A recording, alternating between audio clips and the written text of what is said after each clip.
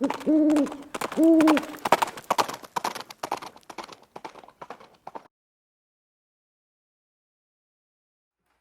guys, it's Diego here, and it is the third week of April in 2024. I had a nice day here on the central coast of California. It warmed up to about 75 degrees. Beautiful.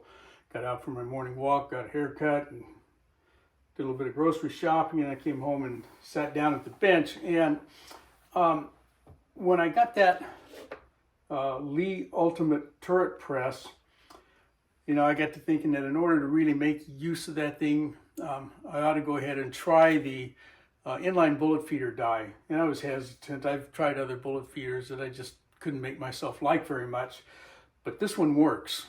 And yesterday I had loaded a few of these Hensley & Gibbs number 290 for 38 special. These are too soft really for 357, but you know, cast them hard enough to use them there. And I'm going to be testing those bullets shortly. That was a new to me mold, good find actually. And I'm going to be talking about that eventually. We're going to start doing some casting stuff here with my Hensley & Gibbs molds in the near future. But I wanted to show you this die. Now the inline bullet feed die, it's not all that new in Lee's lineup. It's been around a little while, but I'd never tried them just because I had kind of bad experiences with other bullet feeders. I was never too happy with them. These guys come in a number of sizes. This one is the 35 caliber, and it says that's good for your 389, you know, 38 special 3 up through 357, which is not a huge range, right? 355 to 357. But I thought, well, I'm going to try it on the Lee 4-hole turret press, the classic 4-hole turret press. And I also tried it back there on the Dillon 550, and it worked really well both ways. In order to make use of this bullet feeder die, because it does take up one of your 4 holes, you've got to do one of two things. You either have to combine your bullet seat and crimp, which I don't like to do, particularly with the cast bullet. Sometimes you can get away with it, as you guys know, with a jacketed or maybe even a plated bullet. So you either got to, you know, do double duty with your cedar die, or you got to come into the press with brass that's already sized and probably primed. You don't have to prime it, you can, but it kind of, for me, to start with sized brass and then prime it on press, I don't like to do that. It kind of puts me out of sync a little bit. So I used pre-sized, pre-primed brass today. So we're not going to be showing you the whole process of reloading here, okay? We're just going to basically seed bullets, okay? So I want to show you how it operates. First things first though, when you get the die, and you're going to see in the video, we've got some tubes, like most, you know, bullet feeders have some kind of a tube system that you fill them up, and Lee is the same way there. But they don't come with the die. When you buy the inline feeder die, that's all you get. And I'm going to show you the die here in a second. So you have to order a set of tubes separately, and they come with a bunch of different tubes and a little sleeve that sort of fits over top of the die to hold the tubes in place. And they're not expensive. They're like $8 for that little kit. You can also get a magazine. If you have a Lee APP press, you know about the case feed magazines, because they got a similar one available for the bullet feeders. And I did not want to try that on the Lee turret press. I didn't like the idea of all of that mass rotating up there, you know, with 4 or 5, it's 5 tubes of bullets up there, a lot of weight up there. So I just went with a single tube to try this thing out. I think that on the Dillon, since the tool head over there is stationary, that magazine feed thing would be a good idea there. But I had to do the same thing over there, okay, on the Dillon. I had to kind of disable the priming system, get that stuff out of the way, and take off the Dillon powder measure, I'm trying to say. Sorry, I lost my train of thought for a second. Got that out of the way because I wanted to use this die in conjunction with Lee's new stepped case mouth expander. Okay, that square start case mouth expander. And boy, let me tell you, particularly if you have one of these guys, if you're willing to pre-size your brass so that you don't have to have a sizing die in here, so you can start with your first die being the powder measure and case mouth expander, you know, the powder through die system there. Then next step, your bullet feed, then seat, then crimp. So that's all 4 of your stations, and it works really slick. I'm telling you, it's a good system. It's one of the better setups from Lee that I've seen in a while, at least for me. Okay, your mileage may vary, as they say. So let's go take a look at this. The die itself has several parts, and as you drop the bullets, as they come through the die, there's a set of 2 ball bearings opposite each other, 180 degrees opposite each other, and the bearings are different sizes depending on which die you get. They're what kind of keep the bullets from just falling through. Okay, as you push your case up, the case mouth kind of pushes those bearings out of the way, and one bullet drops. It's pretty slick. Anyway, let's take this apart and I'll show you about these little bearings. You have to buy a tube feeder kit. The tubes do not come with the die itself.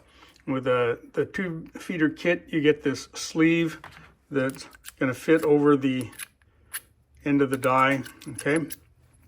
And a number of different kinds of tubes. I'm not showing you all the tubes. There's a whole bunch of them. There's some, they go all the way down to 22 size for 223 stuff, etc. So several different size tubes.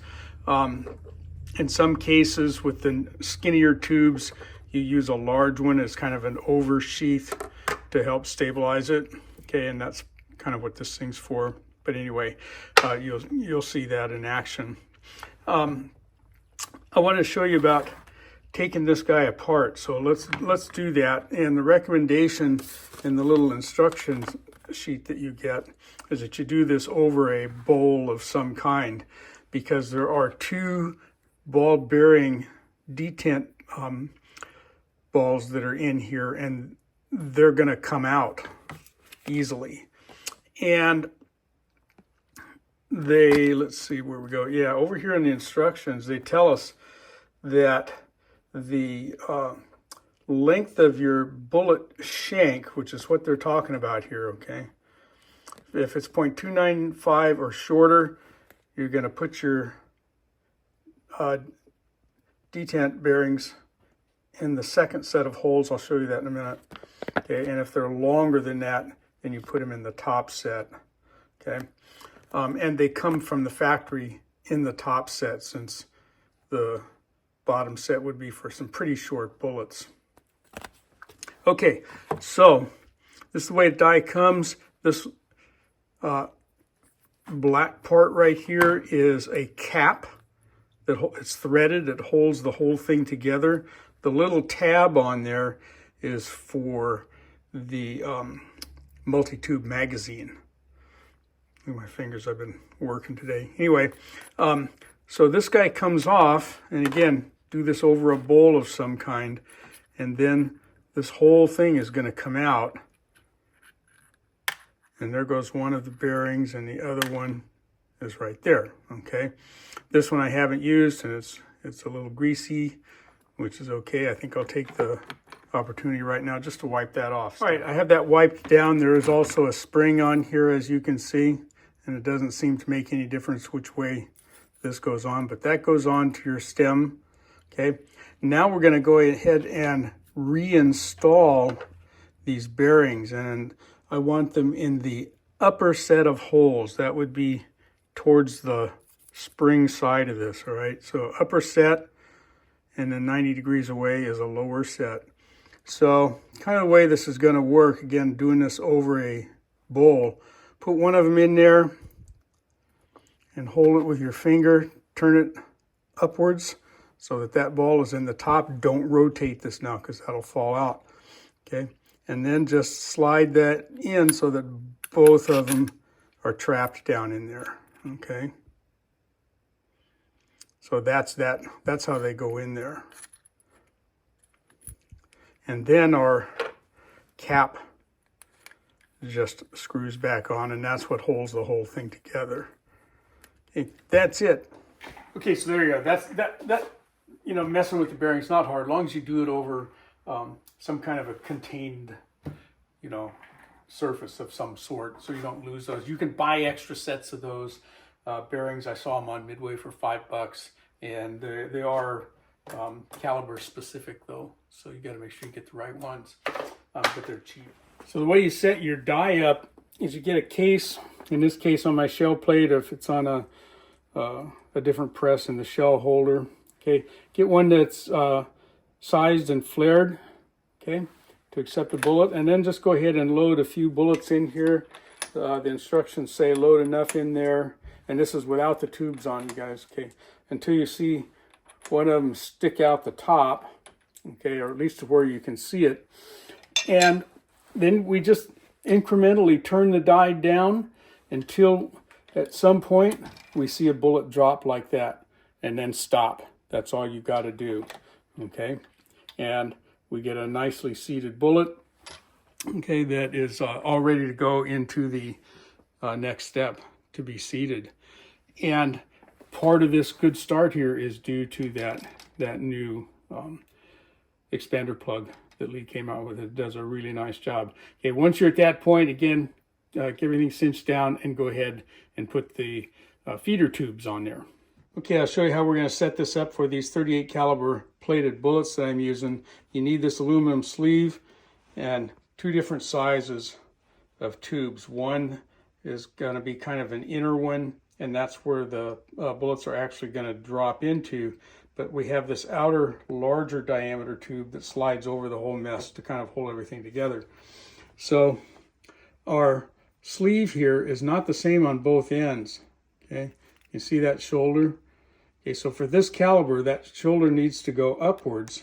So we'll just slide that over there like that.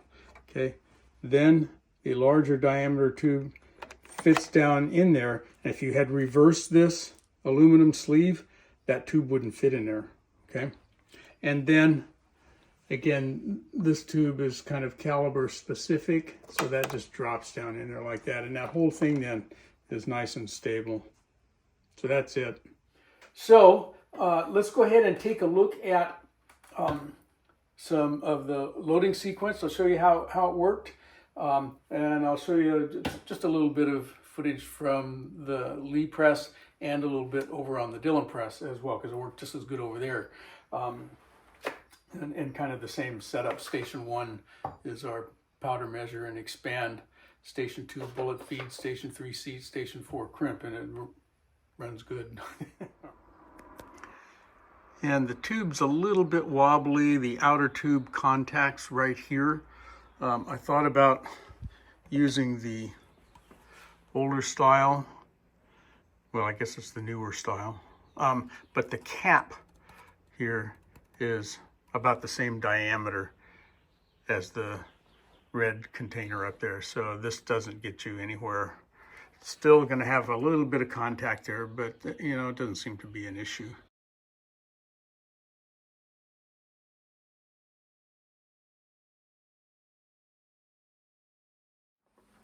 So this brass has already been sized and primed, so we're not showing the whole process here, but we're going to go up and dispense a charge, which has already been measured and checked, and we have the new insert square start expander in our auto drum powder measure. So I'm looking down in there verifying the charge, and here we go. We see the bullet column raise a little bit, and there's our bullet. Started nice and straight. Seat, crimp. So that's actually quite a time saver, having that bullet feeder. It's, you know, one less movement of the arm that you have to do, and properly adjusted, that bullet gets a nice straight start in there. I like it. Okay. And we're doing a profile crimp on these.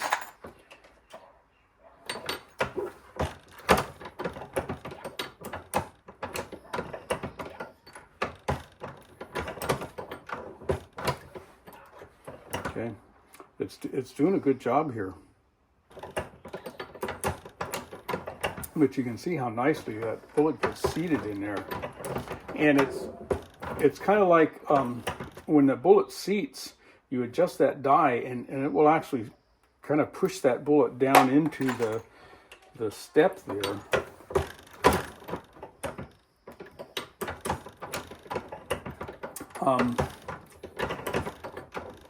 If you get one of these the first time and you start running some bullets through and it seats one and then the next one it just drops, then you have the detent balls in the wrong spot most likely. Go back and check the instructions, but you still have to load the tube, but I think that that's a little bit faster than reaching into a bin over here someplace, pulling out a bullet, starting the bullet straight, okay, and then moving your handle. I think that it's faster to go ahead and load that tube up. Here's the same die setup on the Dillon. Okay, I do have the priming system disabled and the priming bar just pulled back and the spring detached down there and out of the way. Okay. So again, pre-sized and pre-primed brass. Lee powder measure. Barely fits up there, but it does go. Everything else running just the same as it does on the Lee. A nicely started bullet.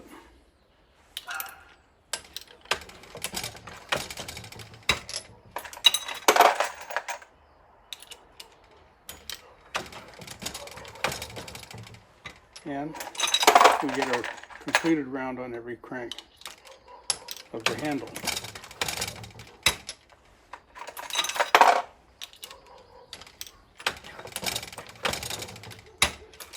As you see. And what I'm liking about this system is that bullet gets a really good start.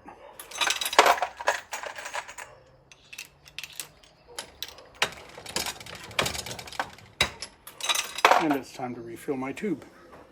Okay, there you go. You do still have to feed the bullets into the tubes, but for me it was faster than coming in here and trying to, poke a bullet on top of the case for each round that you make, even with that new expander die, which makes things infinitely easier to set that bullet. That's another good product. But that system for me with the other new little knurled knob, that red knob up there on the powder measure, combined with the square start expander mouth flare plug and this bullet feeder, that makes loading on this little guy a lot nicer. I really like it. If you got questions, I've only used this a couple times now, and so I'm no expert on it. So let me know if you are using any of these Lee inline bullet feeder dies, and if so, do you like it or not? But I'm going to bring this one to a close here for this video. So from the Viejo bench for now, that's all she wrote.